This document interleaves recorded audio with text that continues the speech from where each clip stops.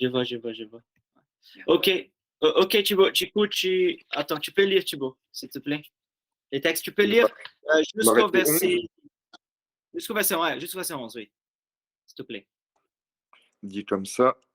Étant donc justifiés par la foi, nous avons la paix avec Dieu par notre Seigneur Jésus-Christ, à qui nous devons d'avoir eu par la foi accès à cette grâce dans laquelle nous demeurons fermes, et nous nous glorifions dans l'espérance de la gloire de Dieu.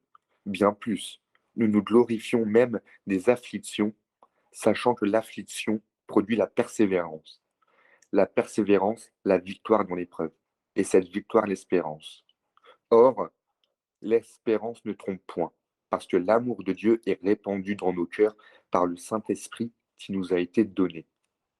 Car lorsque nous étions encore sans force, Christ, au temps marqué, est mort pour des impies. À peine mourra-t-on pour un juste, quelqu'un peut-être mourrait pour un homme de bien. Mais Dieu prouve son amour envers nous, en ce que, lorsque nous étions encore des pécheurs, Christ est mort pour nous. À plus forte raison donc, maintenant que nous sommes justifiés par son sang, serons-nous sauvés par lui de la colère? Car si, lorsque nous étions ennemis, nous avons été réconciliés avec Dieu par la mort de son Fils, à plus forte raison, étant réconciliés, serons-nous sauvés par sa vie. Et non seulement cela, mais encore nous glorifions en Dieu par notre Seigneur Jésus-Christ, par qui maintenant nous avons obtenu la réconciliation. Amen. Seigneur éternel, merci pour ces moments, merci pour ta parole révélée, et merci Seigneur pour cet écrit qui nous est parvenu. Seigneur, que tu puisses parler au plus profond de notre âme, de notre cœur, afin que nous puissions apprendre, Seigneur, de toi et mettre en pratique tout ce que tu nous enseignes pour la gloire unique, pour la gloire et louange de ton nom uniquement. Mes frères, ici, c'est en gros des textes, donc des textes merveilleux qui existent dans les Écritures. Bon, en disant ça, je précise, je ne suis pas en train de mépriser des autres textes des Écritures, évidemment pas. Mais c'est un texte qui nous enseigne la rédemption que nous avons en Jésus-Christ. Je vais même utiliser un mot du propre texte, la réconciliation que nous avons en Jésus-Christ. Parce que les grands problèmes que nous avons tout au long des Écritures, c'est que nous avons péché, l'humanité est péchée en Adam. C'est intéressant parce que la parole de Dieu parle en Adam une fois d'un homme, mais une fois aussi parle d'Adam comme le représentant ou comme l'humanité. Donc l'humanité est la pêche en Adam, et à cause du péché d'Adam, il y a la conséquence que toute l'humanité subit. Par exemple, il y a un exemple dans les Écritures qui parle comme ça, que si quelqu'un a péché, jusqu'à sa troisième génération, il y aura voilà, une punition. Mais si quelqu'un est juste, ses générations, sa descendance sera bénie jusqu'à millième génération. Voilà, pour montrer que la bénédiction de Dieu est plus grande et plus forte que la malédiction. C'est pas que, bon, on ne peut pas parler que Dieu est fait de mesures, mais dans le sens que Dieu aime bénir ses enfants et que Dieu est un Dieu d'amour et un Dieu de grâce. C'est pour dire que même si chaque personne elle est responsable pour ses actes et pour ce qu'elle a fait, dans les Écritures nous montre en fait qu'existe cette représentation fédérale que nous subissons. Et à cause, donc je répète, à cause d'Adam, nous avons péché et nous sommes en fait dans un état de rébellion contre Dieu. À cause de cet état de rébellion que nous avons contre Dieu, nous tous, nous méritons la condamnation éternelle et la punition qui vient de Dieu vers nous. Et là, les textes nous parlent que c'est grâce au sacrifice de Jésus-Christ que nous pouvons avoir la paix avec Dieu. C'est grâce au sacrifice de Jésus-Christ que nous avons été, que nous sommes justifiés. Qu'est-ce que ça veut dire justification? D'une manière très simple, c'est que Dieu nous a donné sa justice, Dieu nous a donné la justice de Christ afin que nous puissions être propices devant sa présence et n'avoir aucune faute, aucune accusation contre nous. Pourquoi? Parce que maintenant, nous sommes habillés avec les vêtements de Christ. Amen. En exemple, peut-être que tu voulais voir déjà les liens et Matthieu aussi, comme par exemple dans Genèse, l'homme a péché, et Dieu a fait quoi? Dieu a dit, l'homme il a fait des vêtements de figuier, mais ces vêtements, c'était pas propice, c'était pas un vêtement approprié. Et Dieu a fait un vêtement de peaux d'animaux, afin que l'homme en fait puisse être maintenant dans la présence de Dieu et que l'homme puisse être propice pour être dans la présence de Dieu. Nous ici, je parle d'une manière symbolique que Dieu nous a vêtis avec les vêtements de Christ, afin que maintenant nous puissions être dans la présence de Dieu et nous pouvons maintenant parler avec Dieu grâce à notre médiateur, grâce à notre représentant fédéral, grâce à Jésus-Christ. Donc, en Jésus-Christ, nous avons la pleine paix avec Dieu. Raison pour laquelle les versets 1 commencent en disant, étant donc justifiés par la foi, nous avons la paix avec Dieu par notre Seigneur Jésus-Christ. Autrement dit, Jésus-Christ est notre intercesseur, notre intermédiaire, les ponts qui nous lient entre nous et Dieu, c'est Jésus-Christ. L'échelle qui nous fait monter jusqu'à Dieu, c'est Jésus. Jusque-là, ça va? Est-ce que vous voulez m'en dire sur quelque chose?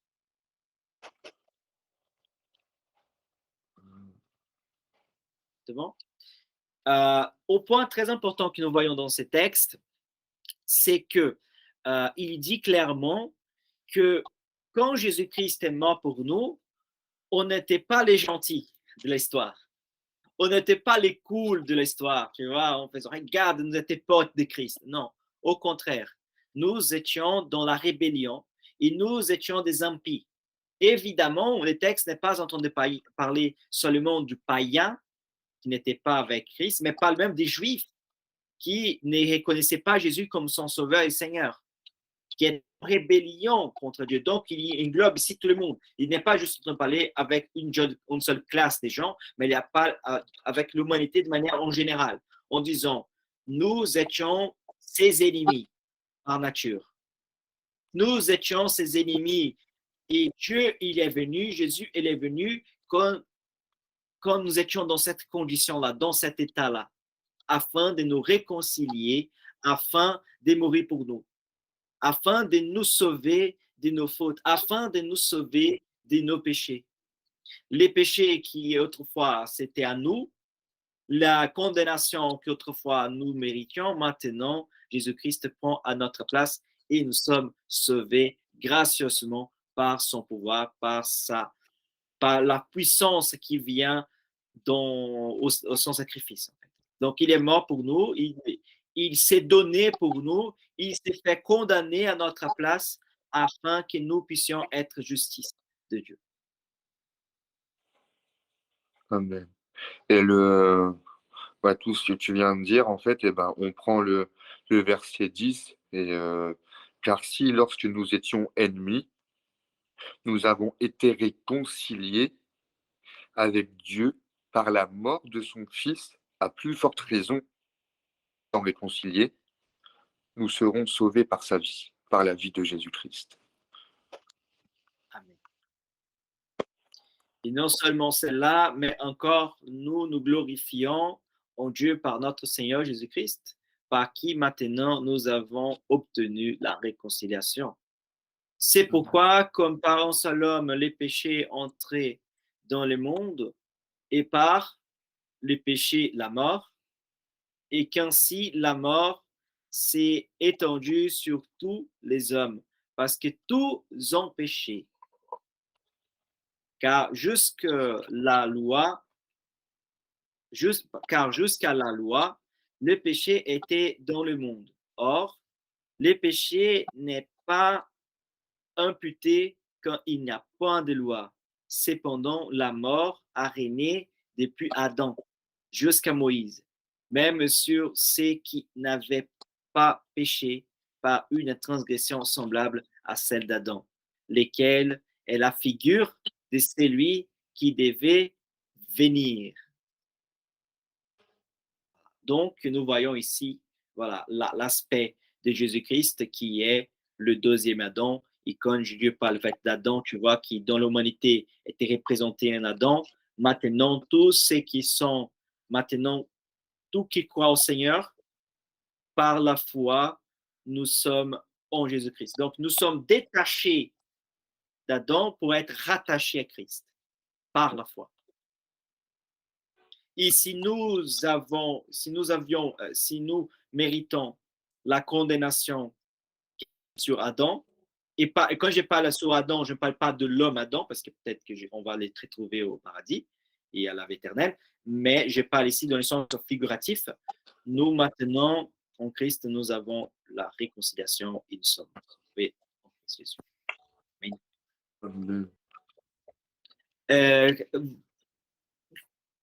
Ça va jusque-là? Tout va bien? Ça va, c'est très clair. Ça, mais du coup, par contre, j'ai juste une question qui peut paraître un peu bête. C'est donc du coup, en fait, de Adam jusqu'à Jésus, enfin de Adam jusqu'à Moïse, on va dire, parce qu'on c'est la transition entre les deux, tous ceux qui sont morts pendant cette période, en fait, même ceux qui n'ont pas péché, il leur est arrivé quoi finalement?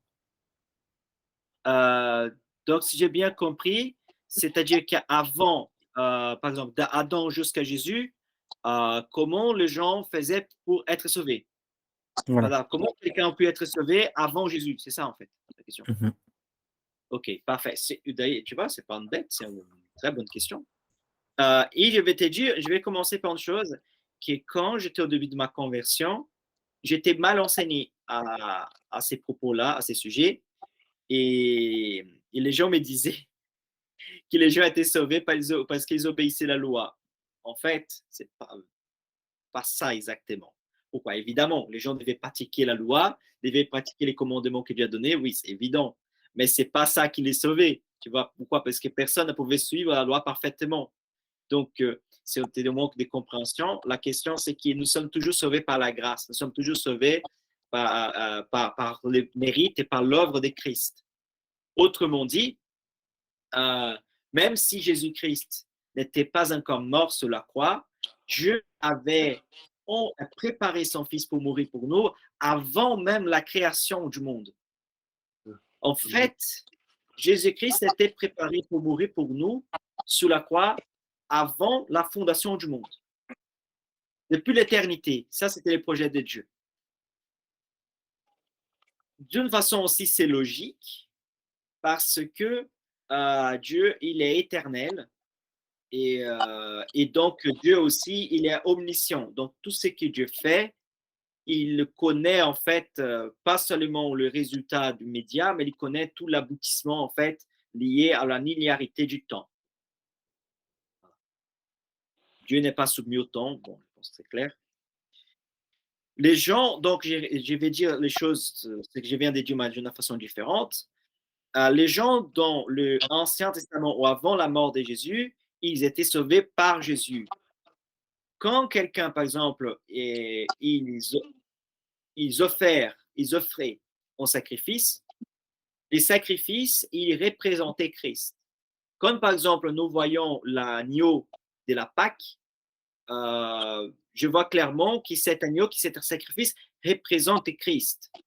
Quand, par exemple, nous voyons Abraham qui amène Isaac pour se faire sacrifier et qu'il est moment avant de les tuer, avant de l'égorger et de les brûler, Dieu dit arrête Abraham, parce que moi, Dieu a préparé un bouc en fait, pour être sacrifié à la place d'Isaac. Ça, c'est une représentation de Christ. C'est-à-dire que nous devions subir la condamnation, le jugement de Dieu, mais c'est en fait, c'est les sacrifices expiatoires qui va recevoir la condamnation à notre place. Autrement dit, ces sacrifices expiatoires, c'est Jésus-Christ lui-même qui est mort pour notre place. Donc, autrement dit, le sang des animaux, le sang de bouc, le sang de bœuf, le sang de agneau, le sang de colombe, des pigeons, tout ça, ne peut pas nous sauver, ne peut pas nous pardonner nos péchés. Il n'a pas cette puissance-là, mais ce qu'il représente peut pardonner nos péchés. Et quand le sang de ces animaux a été versé, représentait le sang de Christ qui a été versé ça représentait le sang de Christ qui allait couler, en fait, oui, qui est coulé aujourd'hui en notre faveur. Donc, quelqu'un qui est né avant la mort de Jésus-Christ, par exemple 300, 400 ans avant Jésus, 500 ans, 700 ans avant Jésus, ils étaient sauvés par Jésus. Les gens de l'époque de Jésus, ils étaient sauvés par Jésus. Les gens après Jésus, ils étaient sauvés, nous en tout cas. Eux, ils étaient Alors, sauvés par Jésus. d'où quand moment il dit avant Abraham je fus et après je fus. Oui, quand il dit par exemple avant Abraham, je suis, Oui, en enfin, fait, ouais, je sais. avant d'Abraham, je suis, il y parle aussi, il évoque son éternité, il est là depuis toujours. Tu vois. Ouais. Voilà.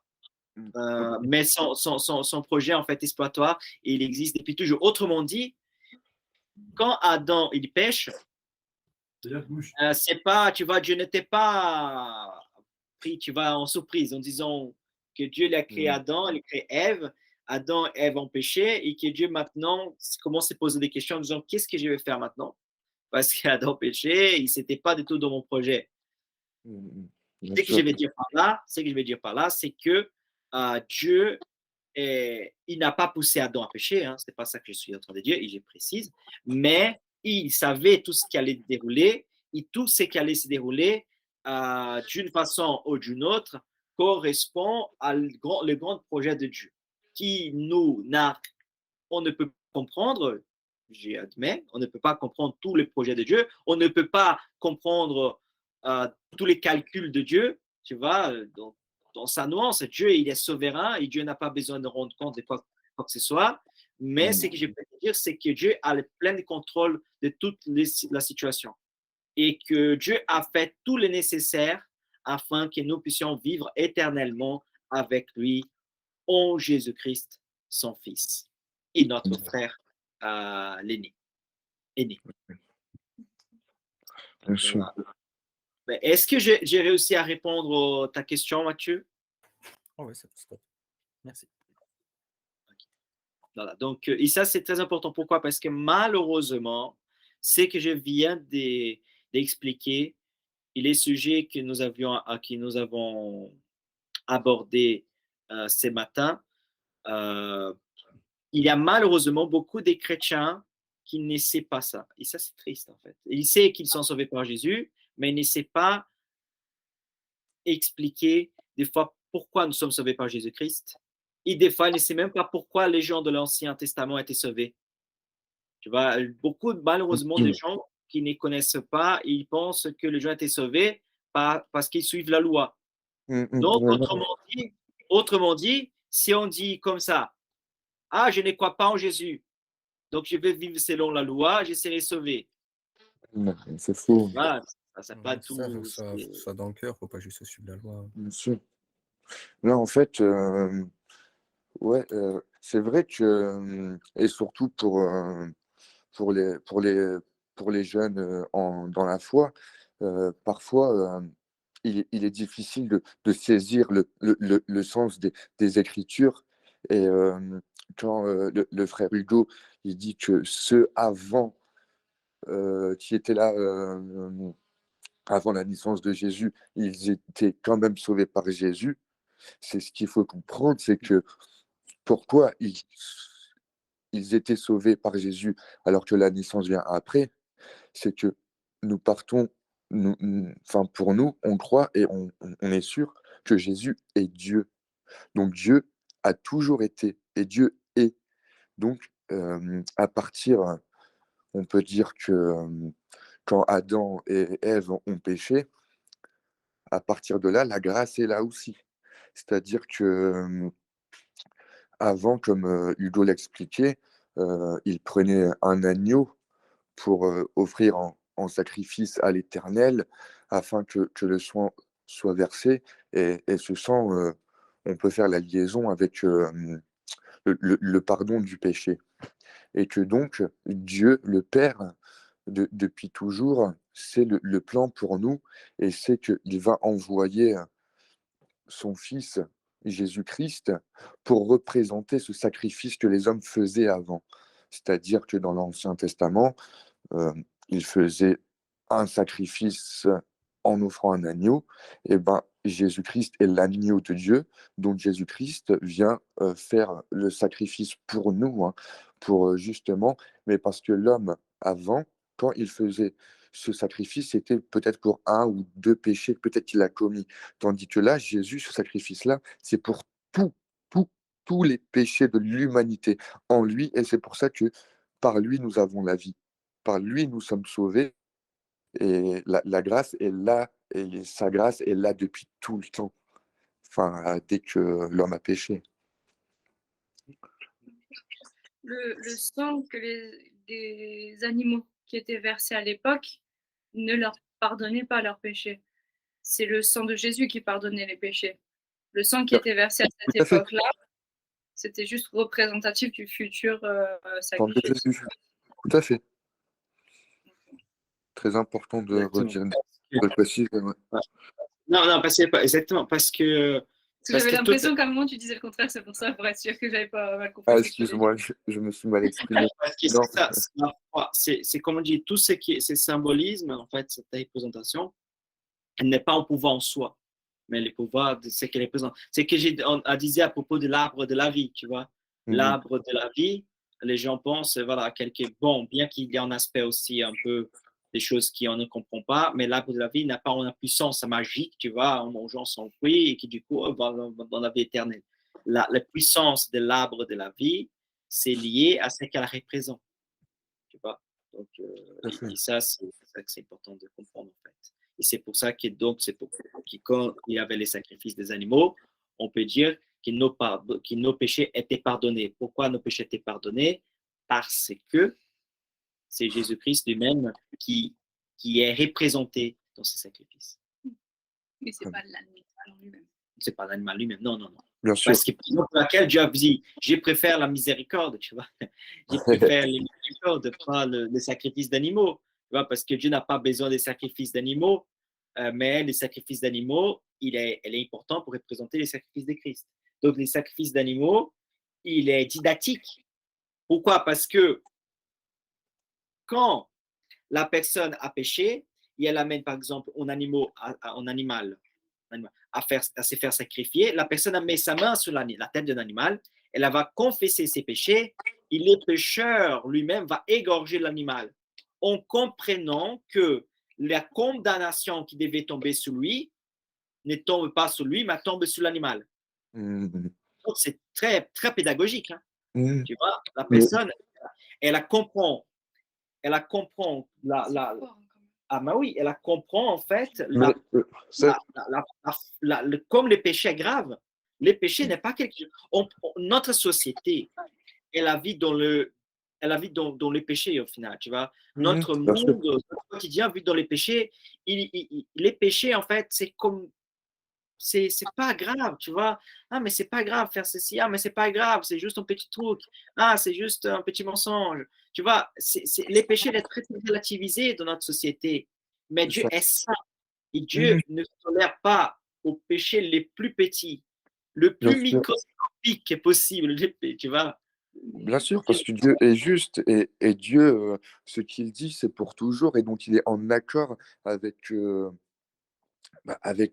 qu'il nous dit. C'est-à-dire que le péché, quel qu'il soit, nous savons que c'est directement contre Dieu. Et quand c'est contre Dieu, il n'y a pas une échelle de «Ah bah, j'ai enfoncé un tout petit peu Dieu. Ah bah, ça, c'est plus grand. Dieu, il va pas me...» Non, c'est pas... Parce que, ouais, c'est... La société... Excuse-moi, vas-y. Non, je t'en prie, ma soeur, vas-y. Non, je suis en train de penser, par rapport au fait comme ça, la personne qui pose sa main sur l'animal avant de l'égorger lui-même, ça devait être quelque chose de très fort à faire, en fait, en gros.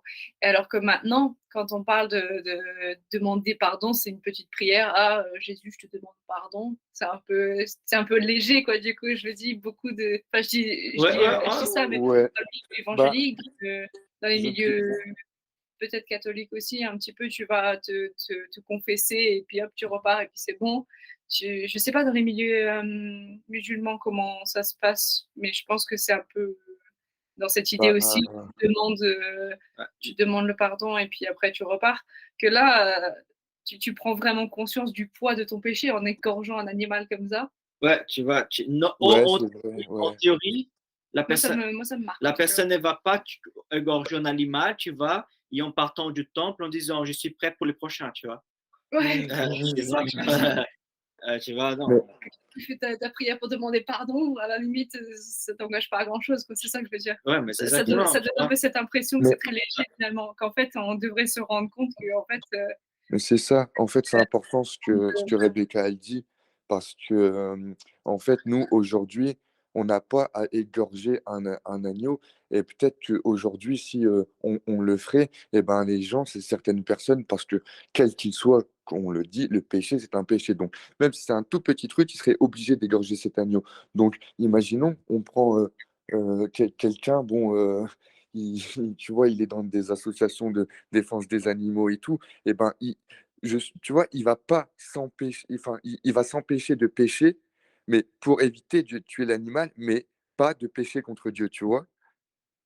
Il n'y a pas là ce que je veux dire. Et que, ça va euh, pas. bah, Ça en va pas fait, non on doit prendre conscience, sans cet agneau, que c'est autant grave. Qu'il y ait un agneau à égorger ou pas, en fait, et ben, la culpabilité dans nos cœurs doit être la même. On Mais en fait, doit avoir honte. c'est aussi qu'en fait, nous, l'agneau a déjà été égorgé, en fait, dans notre cas. Le Christ a déjà été crucifié. Et c'est ça qu'on doit se souvenir, en fait, à chaque fois qu'on pêche. C'est pas qu'on va Ça. recrucifier Jésus, mais dans le cas de l'Ancien Testament, il réégorgeait un animal. En fait, c'est intéressant ce que tu dis parce que quand tu dis l'agneau a été égorgé, il a été égorgé avant la création du monde. C'est ça. Donc, quand quelqu'un égorge un animal, là, c'est un peu gore quand même, mais quand les gens égorgent un animal, il est en train de représenter l'agneau de Dieu qui a déjà égorgé. Tu vois, en fait, c'est en train d'évoquer au final. C'est comme si la personne est en train d'évoquer les Christ là. Bien sûr. Évoquer Ouais. les sacrifices expiatoires de Dieu en disant j'évoque. Et aussi, comme tu disais, en fait, quand la personne est en train de tuer l'animal, il est en train de tuer elle-même au final. Tu vois, parce qu'elle a dit, en fait, c'est moi là qui est sur ces plateaux-là. C'est moi là qui est en train d'être se faire égorger. Mais c'est pas moi parce que c'est l'agneau. Mais c'est moi quand même, tu vois. Tu vois, Ça Il y a devait une, être. projection. il y a une Cette question assez projection. dérangeante. J'ai Cette une question, projection. Oui. j'ai une question assez dérangeante sur ce sujet. À Ouais. l'époque, ces hommes-là avaient-ils réellement conscience que cet agneau représentait le Fils? Peut-être représentait Dieu, mais nous, quand on pense à un agneau, on voit directement bon, l'image de Jésus. Enfin, on essaye de se Ouais. représenter, même si on n'a pas le droit, mais je veux dire, c'est Ouais. humain, le cerveau est comme ça. Mais est-ce que eux, vous voyez Jésus, le corps de Jésus, comme nous, on se l'image aujourd'hui quand on représente l'agneau? Non, non, non. Ils ne voyaient pas Jésus, en fait, en égorgeant l'animal, ils ne voyaient pas Jésus-Christ en égorgeant l'animal, mais ils voyaient la miséricorde de Dieu qui prend, en fait, sur cet animal, en tout cas, quelqu'un qui comprenait bien, qui prend sur cet animal la punition qu'il était rédévable. Tu vois? Donc, il y voit que l'animal, c'était quelque chose qui est déjà pourvu, afin Mhm. qu'à la place d'être lui-même condamné, c'est l'animal qui est condamné à sa place. Autrement dit, il a la même vision que nous, on a du Fils, hein, de Jésus, pour... voilà, Ouais, quoi. ouais. C'est juste que, voilà, il va pas de projection en disant, ah là, c'est Jésus-Christ, tu vois, que c'est en train de se faire tuer. Non, mais exactement, la même vision, oui, tout à fait.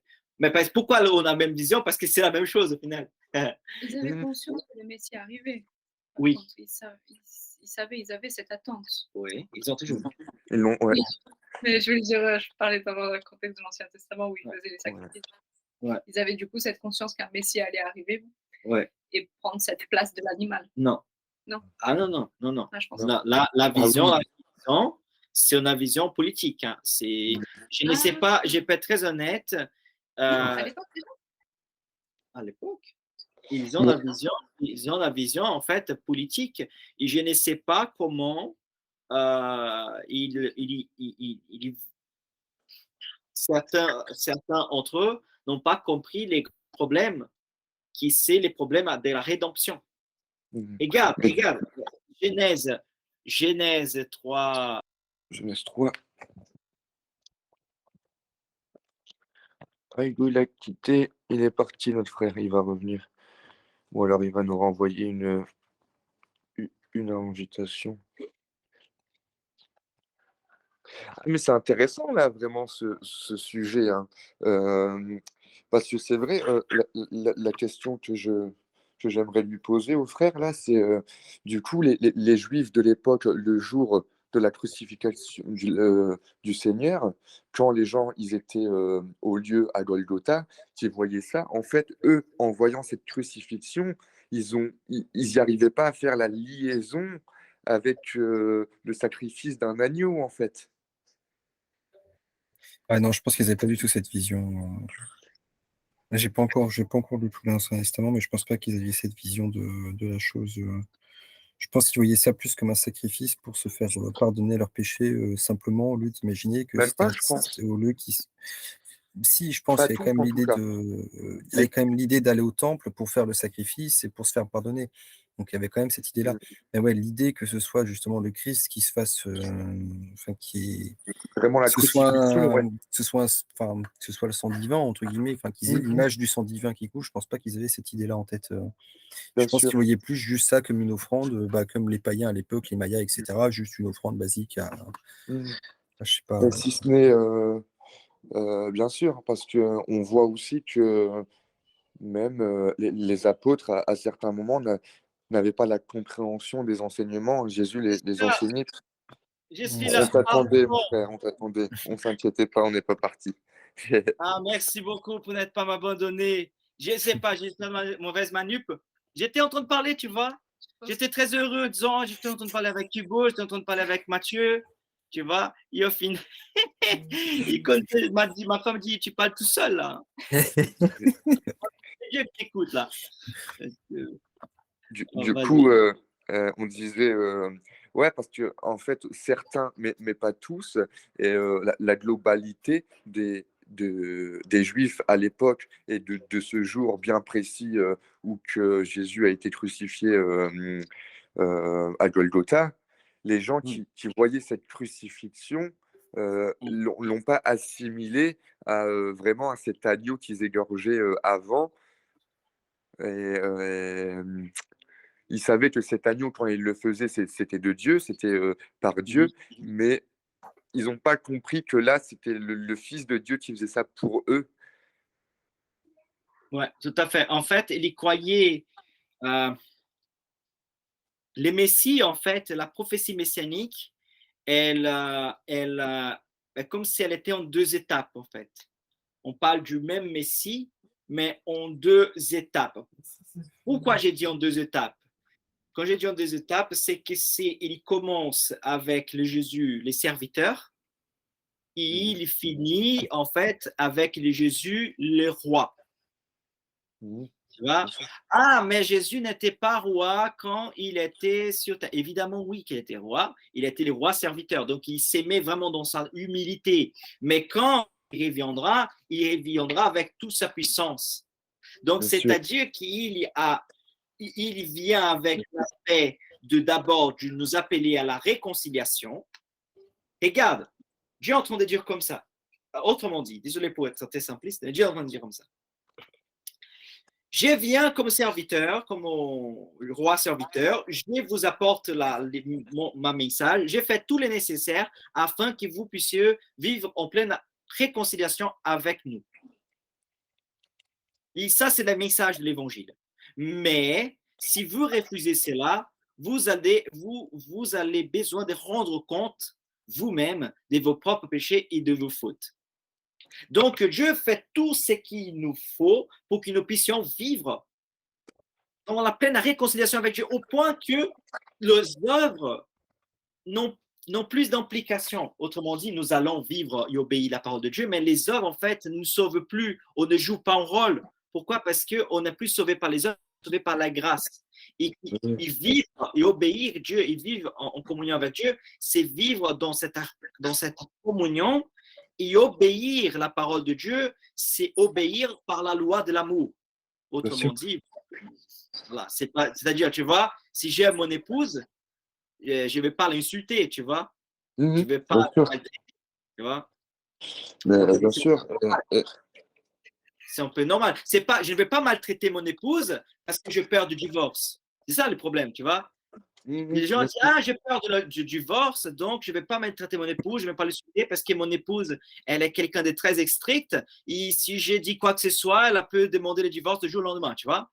Et pourquoi j'ai dit cette illustration? Parce que c'est comme ça que les gens voient sa relation avec Dieu.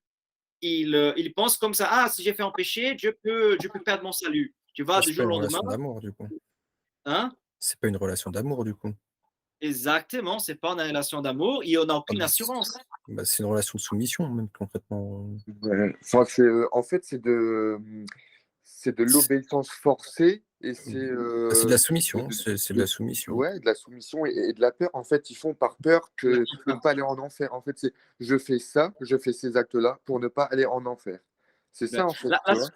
La soumission, en fait, c'est pas un problème dans la relation avec Dieu parce qu'il est Dieu. Mais la question, c'est cette relation des contraintes dont Dieu n'a pas besoin de ça. Tu vois, Dieu n'a pas besoin de nous. C'est nous qui avons besoin de Dieu. Donc, si Dieu nous veut proche de lui, c'est parce qu'il nous aime, tout simplement. Parce que l'unique raison pour laquelle nous sommes là et Jésus-Christ est mort pour nous, l'unique raison, c'est parce que Dieu nous aime ou parce que Dieu nous aime énormément. Sinon, on serait tous condamnés. Exemple, diable. Dieu, il n'a pas aimé le diable, tu vois. Il n'a pas aimé les diables, il n'a pas aimé Satan, tu vois, au point qu'il va, en fait, à eux, il va laisser la condamnation. C'est pas que Dieu n'est pas amour, c'est que Dieu n'a pas aimé. Et donc, Dieu nous a donné la condition d'être sauvés, mais au point des anges déchus, on laisse cette possibilité. Ils sont tous condamnés. Tous condamnés. Non, je trouve intéressant ta phrase où tu dis Dieu est amour, mais il n'a pas aimé. Oui. Il n'est pas obligé. Par exemple. Il n'est pas obligé. Il n'était pas obligé à aucun moment de nous sauver non plus. Hein. Nous aurions pu être tous condamnés éternellement avec le diable, ses anges. Et Dieu serait toujours amour, Dieu serait toujours bon, parce qu'il n'est rien, il n'est pas rédévable. C'est pas c'est pas une faveur que Dieu nous fait, c'est grâce. Mais oui, il faut aussi à cet amour qu'on parle, parce que si on n'associe que cet amour, les gens diront, mais s'il est amour, pourquoi il ne fait pas ça?